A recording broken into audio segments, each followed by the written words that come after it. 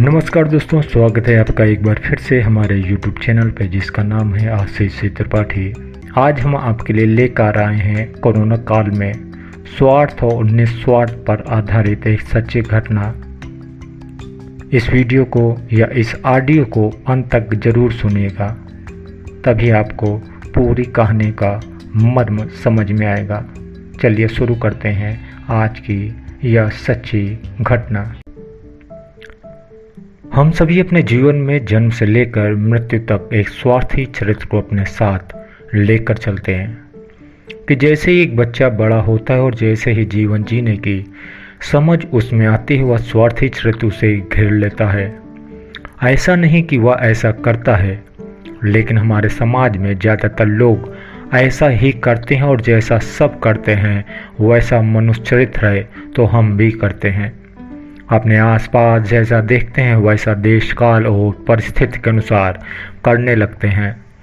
मौजूदा समय में प्रकृति द्वारा दिया गया एक ऐसा समय है जो हमें दोबारा ना मिले अपने जीवन में शायद, जहां हम अपने आसपास की घटनाओं को जैसे घटित हुए देख रहे हैं वह शायद हमने कभी सोचा भी हो।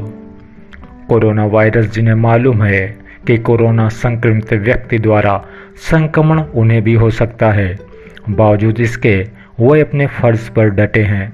फिर चाहे वह डॉक्टर हो, पुलिस हो या फिर सफाई कर्मी, सभी अपने फर्ज पर लगातार डटे हुए हैं। यह कार्य जो ये सब कर रहे हैं वह सालों से भी करते आ रहे हैं, लेकिन खास बात यह है कि जब लॉकडाउन में सभी अपने घरों में सुरक्षित रहने के लिए बाध्य हैं, वहीं कोरोना वॉरियर्स फ्रंट लाइन पर डटे हुए हैं, जिसके लिए उन्हें अतिरिक्त कुछ और नहीं मिलना। ऐसे में इनका सम्मान कर हौसला बढ़ाना इनके लिए सच्चा और श्रेष्ठ पुरस्कार होगा, जिसको देश के प्रत्येक नागरिक को उनका सम्मान और हौसला बढ़ाना चाहिए। और ऐसा ही लोग कर भी रहे हैं। तीनों सेनाओं द्वारा भी कोरोना वायरस का हौसला बढ़ाया गया।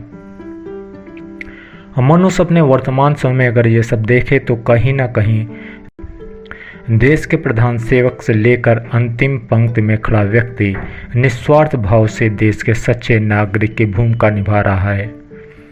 लेकिन हमेशा से ही अपवाद शब्द ने हमारा पीछा नहीं छोड़ा, और ऐसे संकट काल में वह अपवाद स्वरूप कुछ लोग स्वार्थ साध रहे हैं।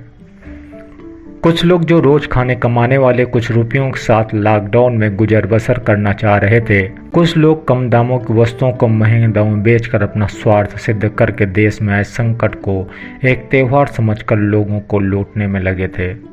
यही मनुष्य का स्वार्थ है, जिससे वह अपने जीवन में घटने वाली अचानक घटनाओं को निमंत्रण देता रहता है।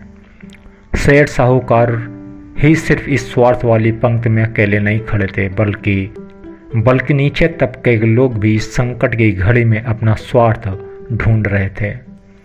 देश में आई संकट काल में कई समाजसेवी संस्थाओं ने भी अपने स्तर पर सहयोग किया और गरीब लोगों के लिए खाने का इंतजाम किया, ताकि कोई भी व्यक्ति भूखा न रहे बल्कि सुरक्षित रहे, स्वस्थ रहे। सरकार ने भी अपने स्तर पर लोगों को राहत दी। मुफ्त राशन से लेकर पैसे और पका हुआ भोजन वितरण करके सहयोग किया। यहाँ पर भी अपवाद स्वरूप कुछ स्वार्थी जनता जरूरत न होने पर भी खाने और सरकारी मदद के लिए पुरजोर कोशिश करने में लगी हुई थी। देने वाला तो निस्वार्थ भाव से दे ही रहा था, लेकिन लेने वाला जरूरत न होते हुए भी स्वार्थवश खड़ा हुआ था उस लाइन में। सवाल ये उठता है कि ऐसे लोग जो उस लाइन में नहीं लग सकते हैं लेकिन भूखे थे, या वह लोग जो भूखे थे और उसी लाइन में खड़े थे लेकिन उनका नंबर अंत में आता था, और जब तक उनका नंबर आता भोजन खत्म हो चुका होता था। क्या वह लोग जो जरूरत ना होते हुए भी स्वार्थवश दूसरों का हक मार रहे थे सही थे? नहीं। जब देश या राज्य सरकार पर संकट आए तो अपने अनुसार लोगों की मदद करनी चाहिए, न कि स्वार्थी बनकर संकट काल में भी ऐसा काम करना चाहिए। एक व्यक्ति अपने बच्चे के रोने पर उसके लिए बिस्कुट व अन्य सामान लेने के लिए दुकान पर जाता है।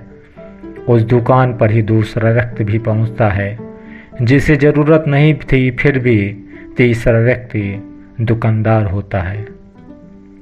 यहीं पर स्वार्थ निस्वार्थ दोनों तरह के लोग और तीसरा ज़रूरतमंद तीनों खड़े हुए हैं। जिसको ज़रूरत है वह बच्चे को भूख शांत कराने के लिए बिस्कुट का पैकेट लेने के लिए आता है, लेकिन उसके पहले ही दूसरा व्यक्ति ज़रूरत ना होने पर भी बिस्कुट लेने के लिए आ जाता है और दुकानदार से बिस्कुट के लिए कहता है। दुकानदार ने हाँ में जवाब देने पर जितने ही बिस्कुट उसके पास हों देने के लिए कहता है। यह बात सुनकर वह पिता जो अपने बच्चे की भूख शांत करने के लिए बिस्कुट लेने के लिए आया था, वह यही सोच रहा था, क्या मैं बिस्कुट नहीं ले पाऊंगा, मेरा बच्चा रोता रहेगा। लेकिन तभी दुकानदार ने यह कहकर उसकी परेशानी और बढ़ा दी कि एक ही पैकेट है मेरे पास, और वह गैर ज़रूरत वाला व्यक्ति लेकर चला जाता है। वह व्यक्ति जो बच्चे के रोने पर बिस्कुट का पैकेट लेने के लिए आया था जाने लगता है। तभी दुकानदार उसको रोककर उससे भी बिस्कुट का पैकेट देने लगता है। उस पिता ने पूछा कि अभी तो आपने एक पैकेट होने की बात कही थी। इस पर दुकानदार ने कहा, मुझे तो बेचना ही है और बेचकर उतना ही पैसा मिलेगा, चाहे वह 10 पैकेट एक व्यक्ति को दे दूं या 10 अलग अलग व्यक्तियों को। इससे अच्छा है 10 लोगों को देकर सबकी ज़रूरत पूरी की जाए, न कि बेवजह खरीदारी करने वाले लोगों की। आगे दुकानदार ने कहा, मेरे पास पर्याप्त मात्रा में है और थोक बाजार में ही सामान सब कुछ पर्याप्त मात्रा में है, फिर भी कुछ लोग स्वार्थवश अपने घर में एकत्र कर रहे हैं। क्यों? उनको यह बात खुद भी नहीं पता, लेकिन वह यह काम कर रहे हैं। ये वही लोग हैं जो दूसरों का हक मारने के लिए सड़कों पर टहल रहे हैं। इस सच्ची घटना द्वारा हम यह कह सकते हैं कि ये सब घटनाएं हमारे आसपास भी घटित हो रही हैं, लेकिन हम क्या कर रहे हैं? स्वार्थवश चुप हैं या निस्वार्थी बनकर मदद कर रहे हैं।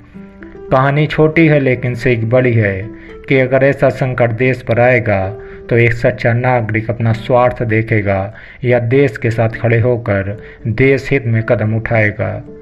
देश भी आपका, समय भी आपका और सोच भी आपकी। आप देश के लिए आपका वर्तमान समय में क्या करते हैं ताकि भविष्य के लिए लोगों को क्या संदेश और सीख देनी है, आप पर ही निर्भर करता है। कहानी कैसी लगी ज़रूर बताइएगा। तब तक के लिए नमस्कार।